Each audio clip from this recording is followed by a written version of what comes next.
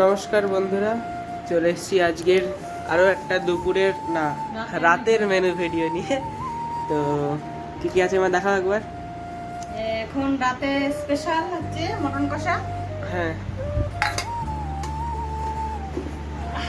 এই যে ঢাকনা খুলতে খুলতে টাইম চলে গেল। মটন কষা বাহ, আর এই যে রুটি রুটি দুটো, আর হ্যাঁ এই যে মাছের ঝোল, মাছের ওই যে ঝোল। ইলিশ মাছের ঝোলটা, হুম, আর এই যে রুই মাছ আলু পটল দিয়ে ঝোল আছে, আর এই যে আর আর এই যে মিষ্টি এনেছি, মিষ্টান্ন। মিষ্টি একটা দিয়েছি, দুটো খেলে দুটো দেবো। ঠিক আছে, একটাই। হ্যাঁ, আর এখানে ভাত আছে আছে, পেঁয়াজ কেটে নেওয়া, তাই তো? আর কি আছে?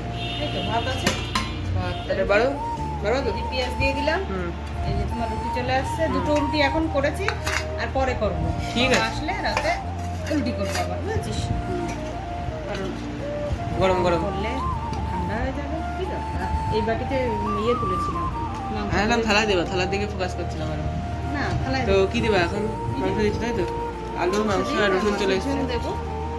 এইটা সামনে আছে, এটা কেটে নিবো। ব্যাস, মানে 2 পিস দিলাম আর খেলে আবার দিব। এবার কি দেবা? মিষ্টির পরে দাও। মাছ কি দিব? ভাত দিয়ে, তাই তো? সবকিছু আমি দিচ্ছি। মাছলি। ছিল ব্যাস, এবার আসবে ইলসা। ইলসাগুড়ি, ইলসা ইলসাগুড়ি, কুচবি। ইলসাগুড়ি মিষ্টি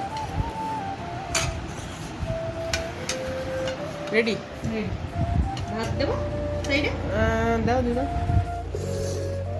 দিয়ে দিলাম। ঠিক আছে।